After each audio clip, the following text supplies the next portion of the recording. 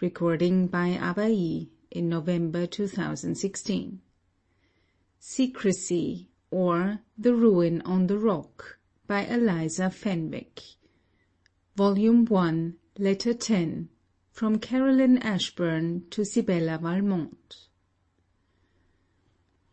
Certainly, a picture is at all times a very pretty toy, and I can readily imagine that the picture of an absent lover must be indeed a precious blessing.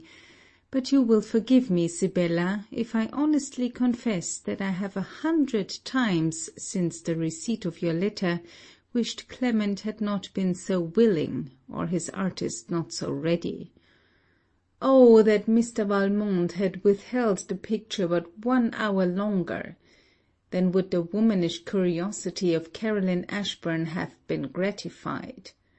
For, trust me, Sibella, your surprise at finding your enigmatical hermit in the armoury could not exceed my disappointment at leaving him and you there without further explanation.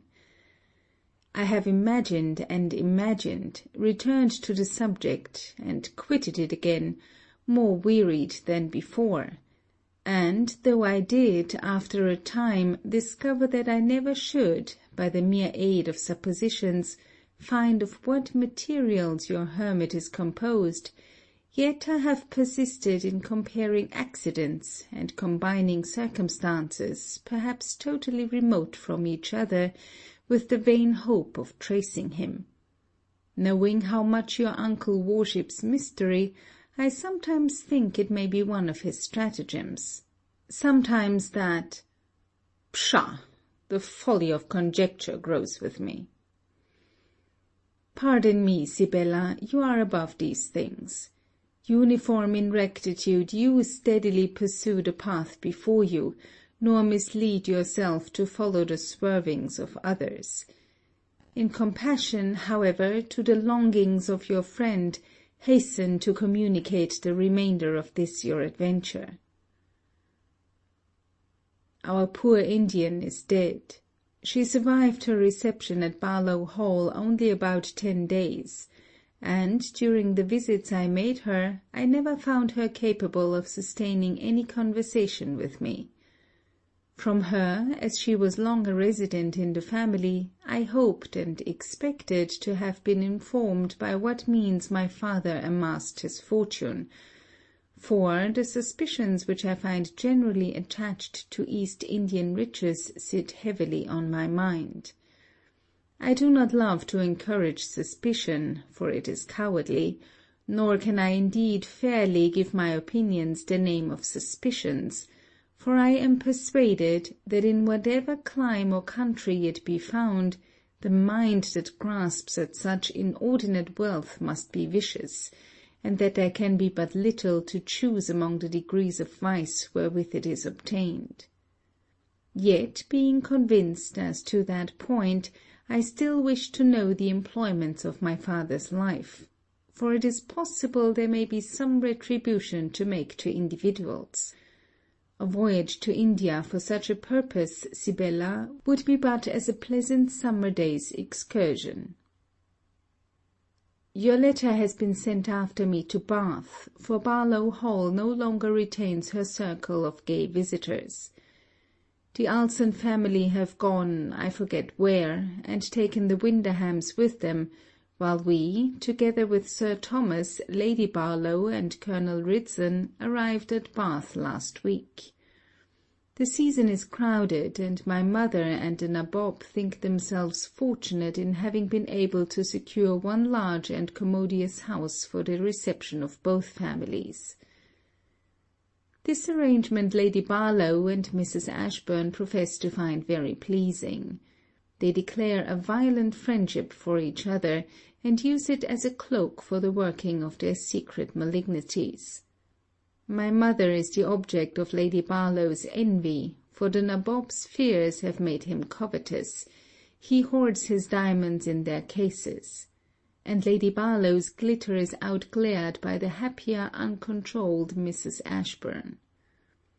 On the other hand, Lady Barlow has youth, and has beauty, and these attractions Mrs. Ashburn finds the lustre of the diamond will not altogether outshine, though there are many among the venal crowd who daily offer up at the shrine of wealth the incense due to merit, wit, and beauty.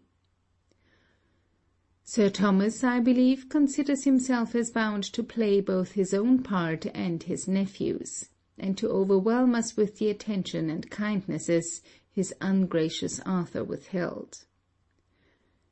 Did I not tell you, or rather did I not intimate, that before Mr. Murden made his appearance among us, the baronet evidently bestowed him upon me? But, alas, scarcely had he arrived, when his uncle, remembering the value of a certain old proverb, left me to seek another lover, and gave, or would have given, his all-prized nephew to my mother. It was highly whimsical to see the baronet's labours to promote this end. He dared not be quite certain that Murden, although dependent on him, would yield him an implicit obedience.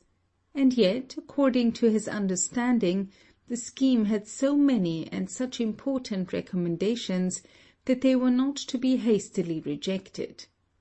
Fearing to be out-talked, if not convinced, should he at once resort to his nephew's opinion, the baronet would not venture to do so. But, secure in the presence of numbers, he grew bold at hint, and soon made his plan fully comprehended by every person present, and put his nephew's ingenuity to the trial to find methods how to express his disapprobation, without being rude and offensive to the feelings of any one. I cannot say that Mrs. Ashburn appeared to think Sir Thomas very absurd in his designs. After playing his game of hint, till the party talked of separating, the baronet then acquired courage enough to make a direct attack on his nephew. The latter gave an explicit refusal to the proposal, and the former for some days lost his good humour and his patience. It was, I suppose, in consequence of this marked displeasure from his uncle, that Murden thought of paying a visit to a friend at some distance from Barlow Hall. At first Sir Thomas opposed it not, but when Murden was actually on the point of going, the nabob relaxed his solemn displeasure, and earnestly requested Arthur not to leave him. Arthur in his turn became inflexible, and would not be entreated. He had written, he said to his friend, and go he must. At length, however, he condescendingly offered to hasten to join us at Bath, and, having thus accommodated their difference, the nabob and his nephew parted very good friends. This serious altercation on the subject of Mr. Murden's quitting our party took place in the breakfast-parlour. Lady Mary Bowden invited me soon after to walk with her. "Don't you think," said she, putting her arm through mine as soon as we had crossed the threshold of the hall door, "that Murden is very obstinately bent on making this excursion?" "I think him determined," answered I, "and perhaps very properly so." "Thereby hangs a tale," said Lady Mary. "I don't love tales, Lady Mary." She looked at me and smiled. "Yet I believe you are willing to hear this," she said, "and I am resolved to tell it you." Lady Mary certainly did not lay that to my charge, of which I was undeserving, for I quietly suffered her to proceed in her story. It was an accusation against Murden that his pretended visit of friendship to Mr. Villiers was in fact a visit of a different kind, to a female in Mr. Villiers's neighbourhood, of whom Lady Mary said Murden had not been the original seducer, that she had been lured from her friends by another person, and that, having preferred the attractions of Murden, she made a pretence of returning to her friends, in order to be the more conveniently under his protection. Lady Mary added a number of little corroborating anecdotes, which gave the affair a striking appearance of matter of fact, and I was inclined to believe it, till I recollected how much my opinion had been misled by appearances in the affair of Peggy, of which I spoke to you in my last letter. Warned by that example, I began to doubt the representations of her ladyship, and begged she would join me in having better hopes of Murden, and endeavouring to discountenance the unsupported assertions that were spread abroad concerning him. Lady Mary willingly promised, and I dare say as readily forgot it the very next instant. As I told you, Sibella, my suspicions of Peggy, I will now tell you her history at once, without going through the round of circumstances that brought me acquainted with it. In Murden's own words, you have learned that the Pleasant Farm was his house of call in the shooting season. The farmer is an industrious and worthy man, and his daughter Peggy is, or rather was, ere disappointment fed upon her bloom, a very pretty girl. Joseph, Murden's servant, fell in love with Peggy, and Peggy with Joseph. He was sober, he had some expectations from friends, and his master thought very well of him, and all this together induced the father of Peggy to consent. The marriage was settled as a certain thing, but a delay of time was agreed on among all parties, and Joseph went to London with his master. It so happened that at Christmas Joseph's father died, and, as he was a shopkeeper in a country town, Joseph might, if he chose, succeed him, and marry Peggy directly. He consulted Murden, who approved much of his designs, and likewise gave him £30 to assist in forwarding them. Thus, rich in pocket and in expectation, ere the commenced shopkeeper, Joseph went to stay a week at Peggy's farm, to settle the time of marriage, etc., etc. Alas, the week began with much happiness, and laid the foundation for much sorrow. Peggy became too indulgent to her lover, and, in consequence, her lover cruelly forgot to come back, as he had promised, at 6 weeks' end, and marry her.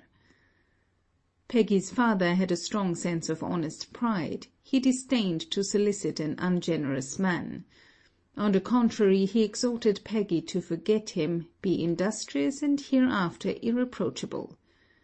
But while he was thus daily kind to Peggy, the poor old man, as he told Murden underneath my window, wept through sleepless nights for Peggy's naughtiness.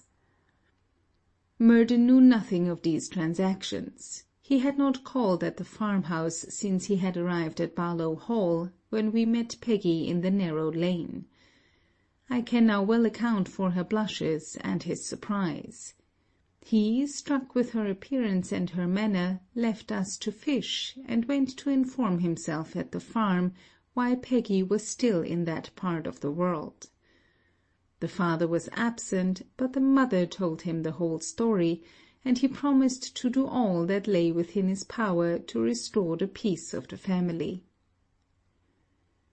It was Peggy's earnest longing to save herself from present pain at any future risk, and Murden thought it right to forward her wishes. He sent for Joseph, who was growing rich at 25 miles distance, but who, not having more vices than his neighbours, was willing enough to be ruled by a greater man than himself, and accordingly became either really or seemingly very penitent. The end of the whole is, that Peggy's present disgrace is salved by marriage. A foolish and impotent remedy, in my opinion, removing a partial evil, most probably to begin a lasting one. How I misjudged Murden in this affair! Others too may have misjudged him. I persuade myself they have. Men, my dear Sibella, have not that enthusiasm and vigour in their friendships that we possess. I never could get Murden to talk much of Clement Montgomery, though I urged him to do it repeatedly. As an incentive thereto, as well as to gratify my own feelings, I made you and your manners a perpetual theme of conversation when I held conversations with Murden. Perhaps my descriptions interested him, for he was never unwilling to listen to me, though he uniformly persisted in repressing my inquiries, if they led to the subject of his friendship for Clement, with an insuperable coldness.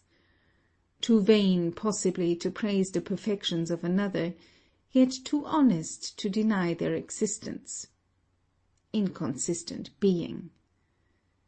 Inconsistent in all things that I know of him, except in his conduct to his uncle. There he is firm, settled, and manly, respectful, but never fawning. He opposes Sir Thomas without petulance, and obeys him without humiliation. Such conduct will ever secure its proper reward. The Nabob feels his superiority, and still loves him. Sir Thomas Barlow rejoices, I am glad, while Mrs. Ashburn and Lady Barlow are neither pleased nor displeased, that to-morrow is the day of Murden's arrival. The other ladies of his acquaintance here, to whom I have been introduced, are not so indifferent as the two last mentioned to Murden's appearance, for I have already heard some praise him indiscriminately as Lady Laura Bowden would, and others comment upon his attractions and his vices with as little true feeling of either as Lady Mary did. I am glad he comes to Bath, for I shall now see him amidst a multitude, where new faces, new forms will continually present themselves, where temptations will rush in crowds, and where the sober pace of reflection is outstripped by the flying speed of pleasure. If I do not now learn to appreciate his character, it will be owing rather to the idleness of my discernment than its want of space enough to practise in. Do not imagine, dear Sibella, that because I have run through so many lines without a word of congratulation, I am insensible to the joy which swells in your bosom on the expected return of your lover. I do indeed congratulate you. Your uncle becomes reasonable. His mysteries and his contradictions vanish. Sibella expects her Clement, and the heavy gates of Valmont Castle will fly back, that peace and liberty may enter. Nevertheless, in the prosperity of your expectations, forget not the hermit in the armoury, and the longings of your Caroline Ashburn. End of section 10.